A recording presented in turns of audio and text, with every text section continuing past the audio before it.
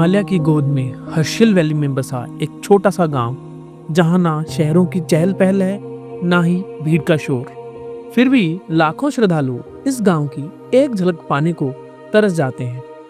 पर क्यों? क्योंकि इसी गांव में, इसी पवित्र भूमि पे सदियों से मां गंगा की डोली उतरती रही है। हर सर्दियों में जब गंगोत्री धाम बर्फ से पूरी तरह ढक जाता है, तब हर साल दिवाली के बाद मां गंगा की डोली को यहाँ लाया जाता है। जी हाँ, मैं बात कर रहा हूँ मुखवा गांव की। मुखवा गांव उत्तराखंड राज्य के उत्तरकाशी जिले में स्थित है।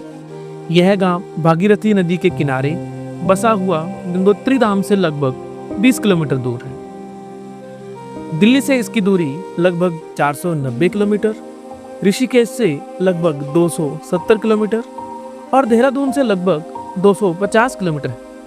तो चलिए आज करते हैं मुखवा गांव के दर्शन। हमारी यात्रा शुरू हुई दिल्ली से शाम के ठीक 5 बजे।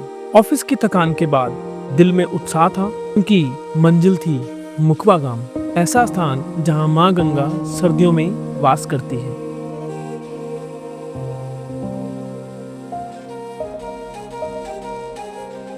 हमारी पहली रात का पड़ाव था योग नगरी ऋषिकेश। अगली सुबह जब सूरज पहाड़ों के पीछे से झांक रहा था, हम फिर से निकल पड़े हर्षिल वैली की ओर। शाम था और रास्ते हमें और भी एक्साइटेशन दे रहे थे। रास्ते में चलते चलते कुछ समय बाद सोचा कि थोड़ी चाय हो जाए इन वादियों में।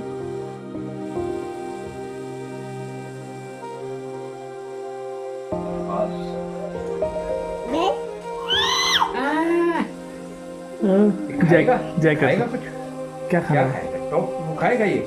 चॉकलेट खाता है? चॉकलेट खा लेता है ये। हाँ, ये ला।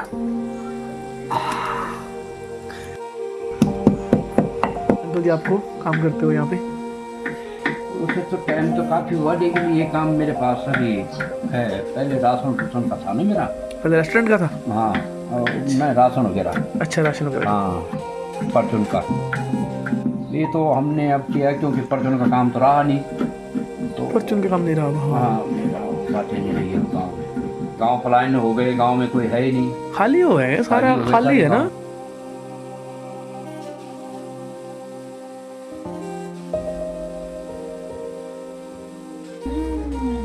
बड़े बड़े ढाबे रेस्टोरेंट का उसमें मजा नहीं आता। आप ना खाना तो उनका हिसाब ही और होता है। कुछ भी मसाला कुछ भी डालते रहते हैं। ये चाय और सब कुछ खा के ना मजे आ गए। अंकल जी की सादगी को समाये हुए हमने फिर से पहाड़ों का सफर जारी रखा।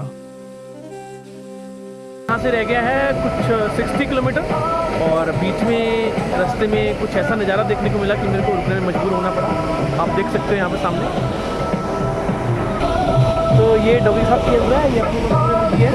हम इसको ज़्यादा तंग नहीं करेंगे। अब हम बढ़ते हैं आगे। लगभग 8 घंटे की जर्नी के बाद शाम के करीब 6 बजे हम पहुंचे धराली विलेज। धराली विलेज में ही हमारा स्टे था।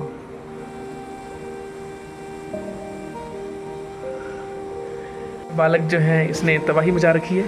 ये देखो भाई, क्यों तबाही मचाई हुई है? पानी पाइप्स में जम है तो पानी आ ही नहीं रहा। ये वॉशरूम में देखो, पानी चेक करते हैं कि आ रहा है क्या। तो वो सही कह रहा है, पानी नहीं आ रहा है। वो कह रहा था कि पानी पाइपों में जम गया। थोड़ी थकावट थी, लेकिन दिल में एक अजीब सी खुशी थी। होम स्टे में पहुंचते ही हमने वो ऑर्डर किया जिसे हम दिल्ली में बहुत याद करते हैं, पहाड़ों की मैगी। और इतनी ठंड में जो है हमारे लिए सुमित जी देखो बढ़िया मैगी बना के लेके आ रहे हैं। माइनस का टेम्परेचर है इस टाइम पे। कितना टेम्परेचर होगा सुमित जी इस टाइम पे? 1-2 डिग्री टेम्परेचर होगा, और रात को तो फ्रीजिंग टेम्परेचर से भी नीचे चला जाता होगा। अच्छा, -4 भी पहुंच जाता है।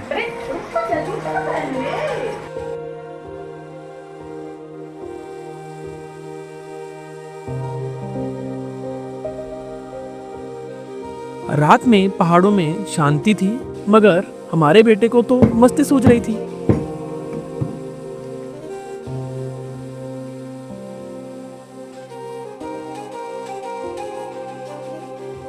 सुबह का नज़ारा ही कुछ और था। सुबह की हवा में पहाड़ों की ताजगी घुली हुई थी और हमने अपनी शुरुआत की गर्मा गर्म ग्रीन टी के साथ।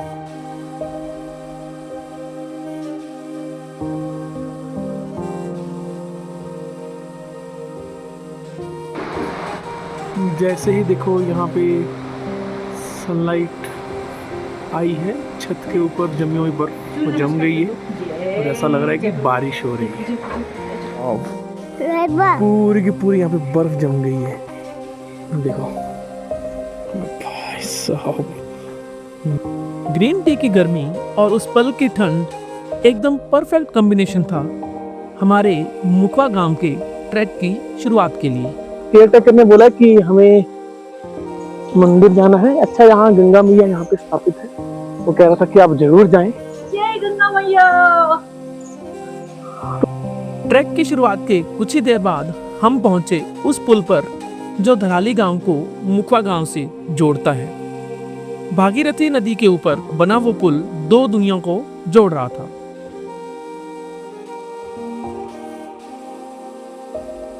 भागीरथी नदी की गूंजती हुई लहरें उस पुल से सुनाई दे रही थी।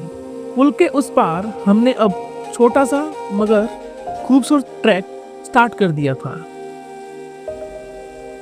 करीब 1 घंटे के शांत और सुंदर ट्रैक के बाद हम पहुंचे मुखवा गांव में। जैसे ही हमने कदम रखा, हमारा स्वागत किया बच्चों की मुस्कुराहट और होली के रंगों से भरे हुए चेहरों ने।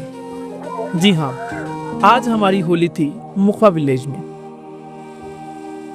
गांव के इस अपंतव के माहौल के बीच हम पहुंचे मंदिर परिसर में, जहां हमारी बात हुई मंदिर के पुजारी जी से। यहाँ पर गंगा जी का शीतकालीन प्रवास होता है। जब गंगा मैया 6 महीने अक्षय तीज को गंगा मैया के कपाट खुलते हैं और दीपावली के दूसरे दिन गंगा जी के कपाट बंद हो जाते हैं, तो उस समय जो गंगा जी की का कलेवर है उसको यहाँ पे लाते हैं और यहीं पे पूजा अर्चना होती है। 6 महीने यहाँ पे पूजा अर्चना होती है और 6 महीने गंगोत्री में।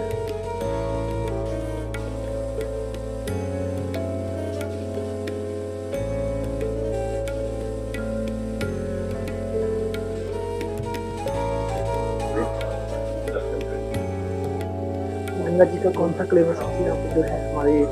जी, अंदर गंगा जी का कलेवर है, जो स्वर्ण कलेवर है वही गंगा जी का गंगोत्री जाता है।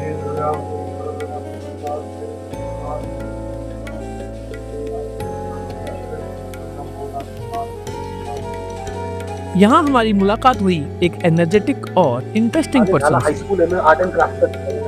अच्छा, आर्ट एंड क्राफ्ट के। घर में रहे अच्छा,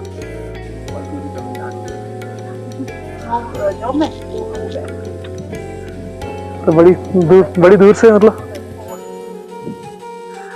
तो यहाँ पे सर कह रहे हैं, सर क्या नाम आपका? जॉन। तो जॉन सर ने बोला कि यहाँ पे वो स्कूल टीचर हैं आर्ट एंड क्राफ्ट के, बहुत ही सुंदर जगह पे जॉब करते हैं और उनकी मिसेज जो है वो तमिलनाडु में बैंकिंग में जॉब करते हैं। उनकी बातें सुनकर एहसास हुआ कि ये सिर्फ एक गांव नहीं, ये एक जीवित परंपरा है जहां हर पत्थर और गली में इतिहास बसा है। ये कुछ फ्रूट्स जो हमें ऑन द वे मिले, एक पेड़ पे लगे हुए हैं, ये किसके हैं? तो ये आप कमेंट सेक्शन में आप बता सकते हैं। सुंदर तो बहुत लग रहे हैं, खाने का तो बहुत मन कर रहा है, बट रिस्क नहीं ले सकते। पुजारी जी की बातें सुनकर गंगोत्री धाम में जाने की इच्छा और भी स्ट्रांग हो गई और हमने सोचा कि क्यों ना आज ही गंगोत्री धाम के दर्शन किए जाएं। और हम उसी समय गंगा मैया जी का आशीर्वाद लेकर धराली गांव में लौटे और गर्मा गर्म खाना खाने के बाद हम निकल पड़े गाड़ी लेकर उसी दिन एक और पवित्र, शक्तिशाली और ऐतिहासिक जगह गंगोत्री धाम, जहां भागीरथी का उद्गम स्थल है और बसती है भारत की धड़कन। गंगोत्री धाम की ये जर्नी हम देखते हैं पार्ट 2 में। आप इसी साथ हमारे साथ जुड़े रहिए। धन्यवाद।